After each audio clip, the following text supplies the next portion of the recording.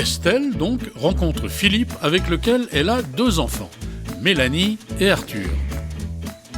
La petite famille a toujours vécu dans le Trièves.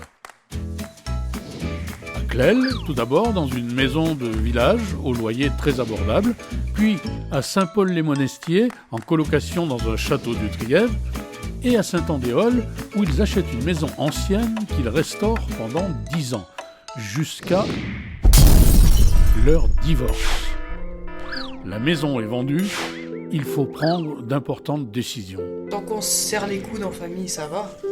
Mais après une séparation, si on est loin de tout, on est dans une grande vulnérabilité, matérielle et psychique.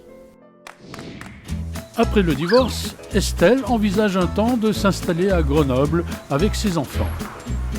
Mais après 15 ans de vie dans le Trièves, elle redoute le stress, la pollution, le bruit, la surpopulation de la grande ville. Ses enfants étant scolarisés à Sinard, elle cherche un logement dans le secteur, trouve un projet de programme de réhabilitation d'une grande ferme au cœur du bourg. Je suis allée à la mairie pour expliquer ma situation.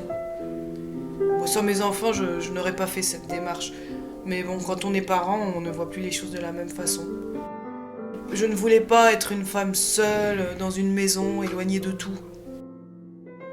Ce programme de réhabilitation est dédié aux familles monoparentales. En s'installant, Estelle fait naturellement la connaissance de ses voisins. Alain, père de 2 enfants, et Marie, mère d'une petite fille. Sans que ce soit des relations très poussées, il y a quand même une attention. C'est rassurant d'avoir des voisins, des gens à qui je puisse dire « Dis, est-ce que tu peux avoir de la farine à me dépanner ?» Les relations se tissent avec les habitants du bourg. Quand t'es parent d'élèves, les gens te connaissent. Moi, je suis la maman de Mélanie et Arthur. Je pense qu'il y a quelque chose qui fait unité, même si moi je suis pas une enfant du village. Ici, on se déplace beaucoup à pied et à vélo. Mais avec mon activité d'assistante sociale, je suis souvent sur la route. Alors, je pourrais pas me passer de ma voiture, ça c'est sûr. Mais du coup, ça me permet de croiser tous les bons spots de ravitaillement. À Monestier, à Vif, à Visil et à Grenoble. Et puis ici, en plus, il y a les fermes de producteurs, les petits commerces, les artisans qu'on ne trouve pas forcément en ville. Aujourd'hui, Estelle projette d'acheter une maison passive avec 300 mètres carrés de jardin en bordure de Sinard, à quelques pas du centre. C'est la seule chose qui me manquait. Un espace extérieur pour profiter vraiment de la nature, mais tout en restant dans la vie du village. Laurent et son compagnon, Francis, ont longtemps résidé à Réaumont, entre Rives et Voiron. Laurent travaille à Voiron, son compagnon à Grenoble. À Réaumont, il y a la gare. On prend le train tous les jours pour aller bosser, et ça c'est un gros avantage. Et puis c'est un très bel endroit, dominé par un beau château. Mais bon, côté animation, c'est plutôt calme, on va dire. Un beau jour, le couple a le coup de foudre pour une petite maison dans le Vercors, à Rancurel.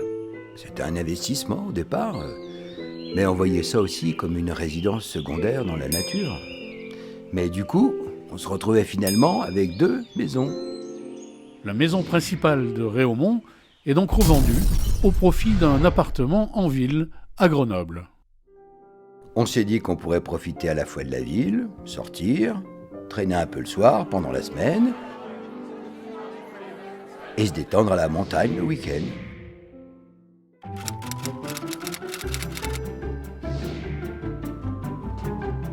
En se promenant sur Internet, il tombe sur une maison à vendre à Pontan-Royan.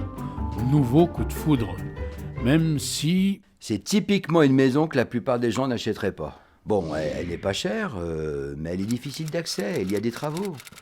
Et puis surtout, pour une famille ou une personne âgée, c'est pas du tout pratique. Les maisons à Pontan-Royan sont des maisons verticales. C'était malgré tout une affaire à saisir et le couple se lance dans cette nouvelle aventure. Pour Pontan-Royan, d'abord, son décor époustouflant, sa vie de village, ses commerces. Pontan-Royan, c'est déjà un peu le sud. On est à la limite de la Drôme. Et puis c'est une petite ville, t'as pas à prendre la voiture. On va se balader, acheter le pain, boire un coup, rencontrer des gens. Et tout ça, c'est juste en dessous de chez nous. Et pour la maison elle-même, C'est une maison qui doit dater du XVIe ou du XVIIe siècle. On a pu l'estimer grâce à la présence d'un évier médiéval. L'ancien, pour moi, c'est plus habité. Et puis réaliser que des gens ont vécu ici au Moyen-Âge, je trouve ça fascinant. C'est autre chose que d'être dans un lotissement.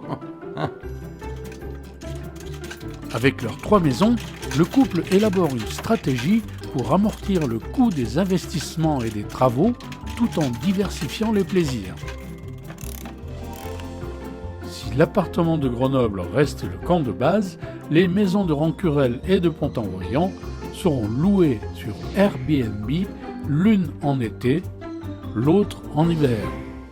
Comme ça, quand c'est loué d'un côté, nous on va de l'autre. Une façon astucieuse de profiter à la fois et à la carte de la ville, de la nature et de la vie de village. Léa a 25 ans. 4 ans plus tôt, sitôt son diplôme en poche, elle quitte la maison familiale des Hauts de Beaurepaire pour s'installer dans un T3 en centre-bourg. J'ai grandi et j'ai toujours vécu à Beaurepaire. Mais là, il était temps de partir de chez papa et maman. Elle alterne un emploi à la mairie avec des activités périscolaires à mi-temps. Mon appart est juste à côté de mes 2 lieux de travail. Ça me fait faire de sacrées économies d'essence. Comme la grande majorité des habitants de Beaurepaire, Léa prend sa voiture pour faire les courses dans les nombreux super et hypermarchés de la ville et des communes environnantes. Mais pour ce qui concerne les lieux plus branchés, Non, je fais rarement du shopping en centre-ville. Pour les habits par exemple, il n'y a pas de boutique pour les jeunes ici. La mode pour moi c'est Internet ou Greenset, ou Bourgoin, ou Lyon. Ah non mais pas ici. malgré tout, Léa a plaisir à vivre à Beaurepaire, qu'elle trouve idéalement située. Oh, on est bien desservi, hein. On a Valence pas loin, on a Lyon pas loin, on a Grenoble. On est pile au milieu donc on est bien placé. Pour l'avenir, Léa rêve de faire construire sa propre maison, ici, à Beaurepaire. Une maison de ville avec de la verdure autour. Beaurepaire forever.